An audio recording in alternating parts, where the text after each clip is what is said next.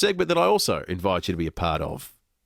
Terry Barnes is a social analyst we have on the program from time to time, talking on a range of issues. Most often it's to do with federal government health policy, and I'm sure he's no doubt now sick of being introduced as the father of the government's GP co-payment concept when he was working with the Prime Minister Tony Abbott back when he was Health Minister. Well, Terry Barnes is in Adelaide today, so we thought we'd get him in and talk about all that's going on in Canberra and around the country. Terry, good afternoon to you. G'day, Will. It's delightful to be here. It's great to see you in person. Well, that doesn't scare you off. No, not at all. Not at all. No, it's good to have you here. Can I ask you first and foremost about, you're here talking health policy in Adelaide? That's right. The Calvary Hospital Group, including Calvary, North Adelaide and Wakefield, basically had a CEO's meeting here yesterday, and I came and spoke to them about health policy and politics and the budget and, of course, the co-payment. Your favourite. I can't escape it. I'm the co-payment guy. You're the co-payment guy. In fact, if people have got a question, but just not just on that, 8223 is the number. Can I ask you not just solely about that, Terry, but I mean, when you were working for Tony Abbott as Health Minister, right. I mean, you also canvassed the idea of selling Medibank Private, which is now happening. The GP co-payment clearly was conceptualised then, and it's now becoming reality. Well, actually, no. The GP co-payment wasn't conceptualised then because basically back then we had a budget and very good surplus. We didn't need to actually think about things like that. Right. But Medibank Private, yes, I had a part in that as well. All these things coming to fruition now. Well, it just goes to show that what goes around comes around. And but basically, Medibank Private especially has been on the coalition's agenda really since 2002. So this is actually the third attempt of the coalition, the Howard government, now the Abbott government, to actually try and sell it. You've been surprised by the relative ease, in a public sense, with which the sale has gotten to this point. I mean, there hasn't been much resistance. It feels like it's been pretty smooth travel out in the public. That's a good point. I think basically people have got used to the idea of selling Medibank Private, but I think most people also realise it's not the sort of thing that governments should actually own. It's not the sort of business that government should actually do. And basically, it's one of the last great investment opportunities from a government privatisation, and going from the interest in the float, particularly from mum and dad investors, I think it's going to actually go at a very good price. One last comment on health policy before we get to talk about some of the other issues that are going around in the world of politics at the moment.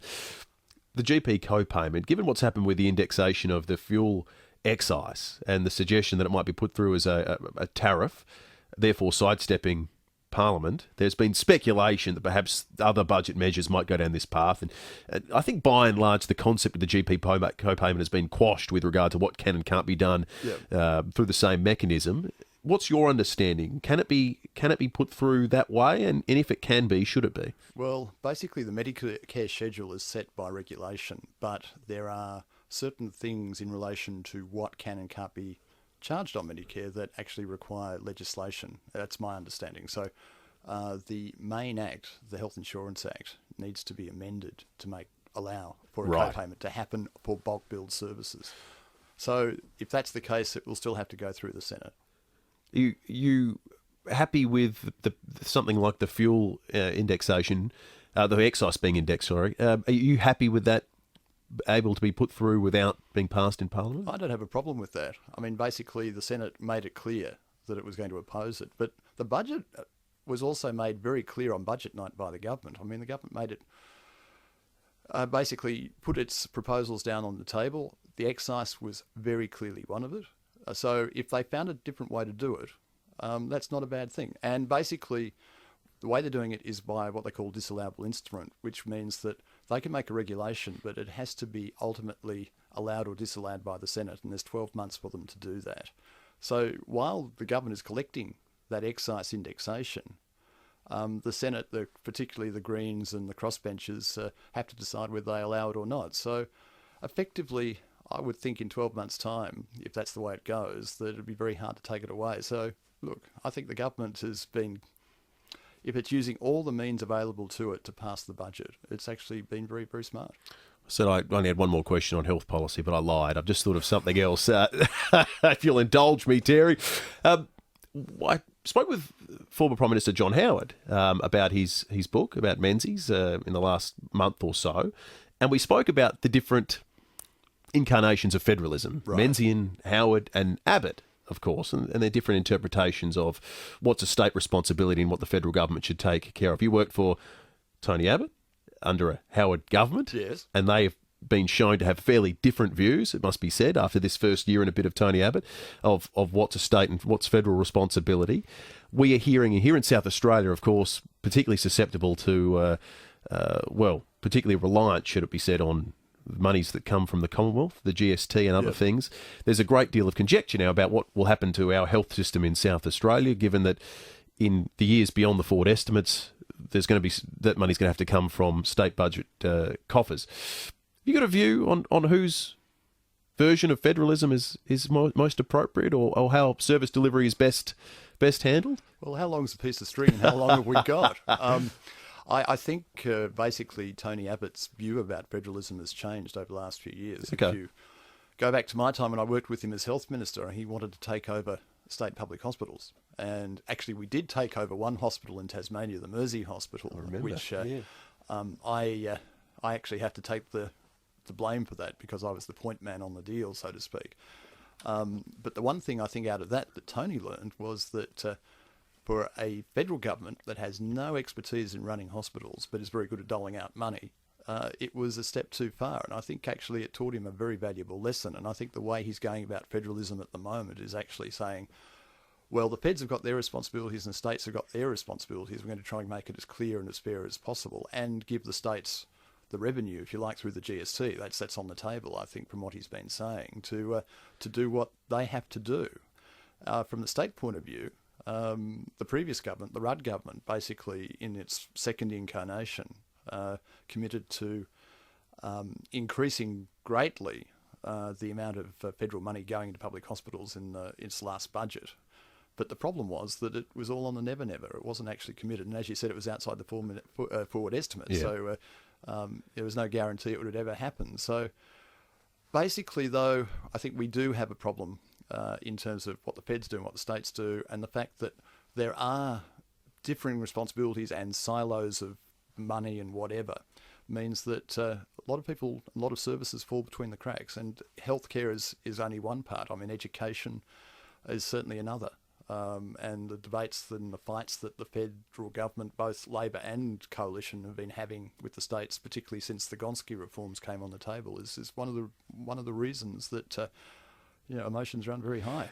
Then in your role these days, analysing social and public policy, does it surprise you that a government like the South Australian government isn't advocating for a rise in the GST, given that, well, let's face it, we here in SA get a disproportionate amount of the money that we contribute to a GST? I think it's $1.10 or something like that. That's right. You're what people in the eastern states call a mendicant state. You're basically coming with your begging bowl in hand to the federal government, and the redistribution of the GST actually benefits you.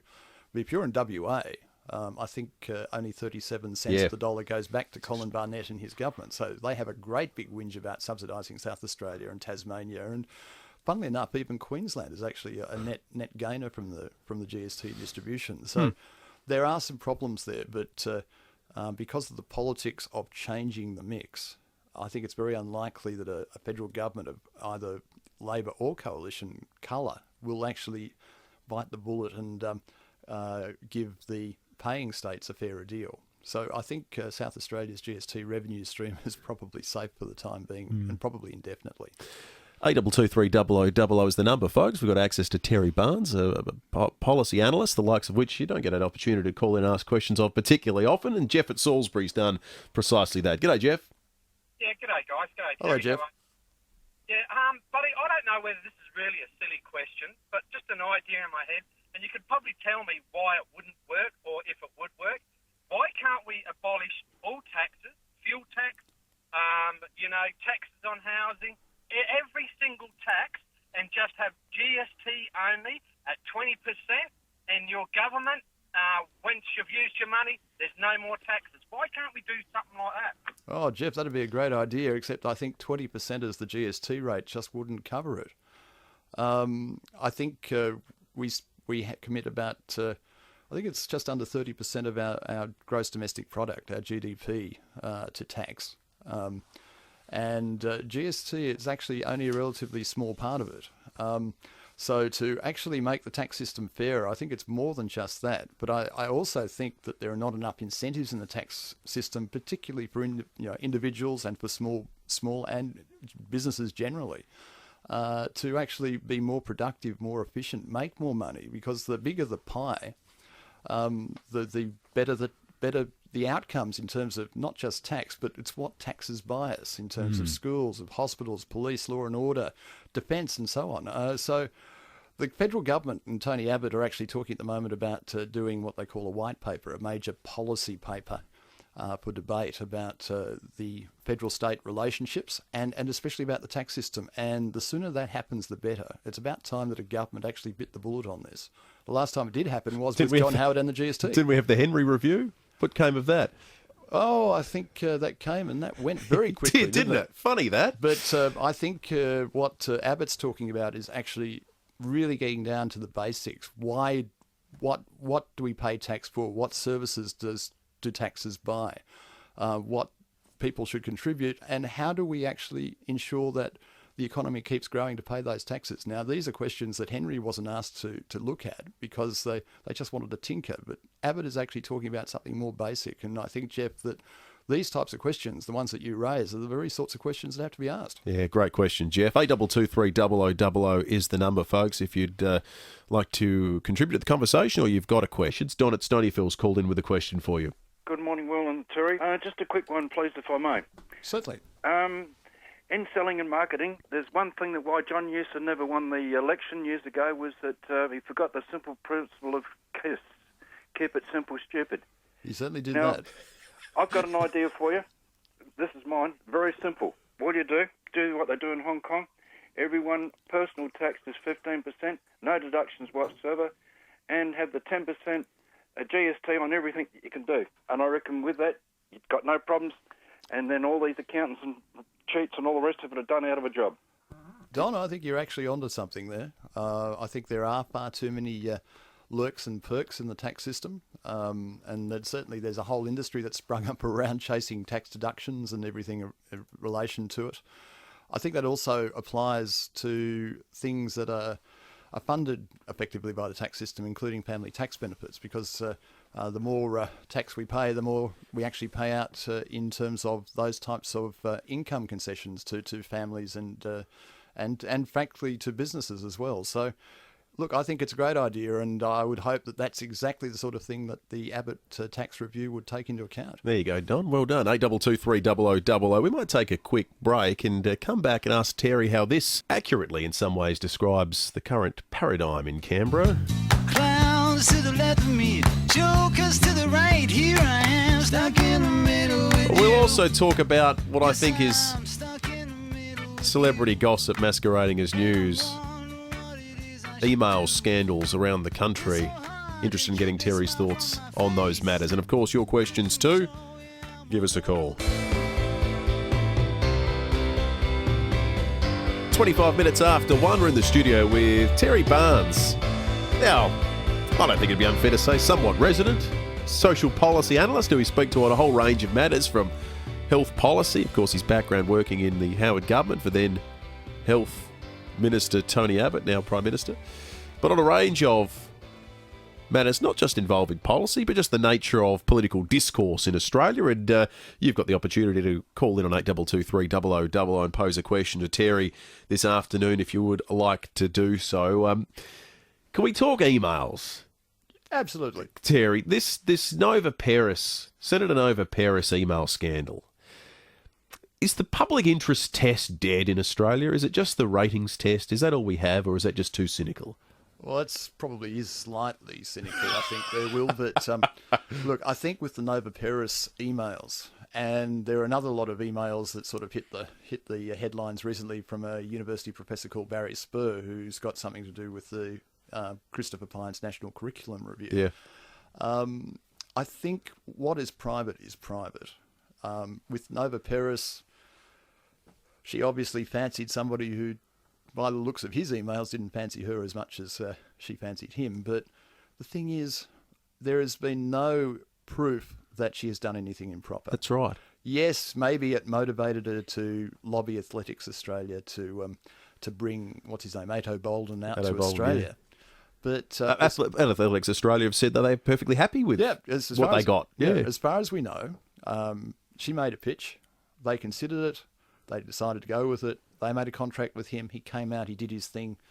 Went away again. And if he and Nova caught up, on the side, after hours off duty, that's a matter for them. The only issue I think I would sort of see could be a problem is if she didn't disclose her conflict of interest or Athletics Australia didn't know of it. Yeah.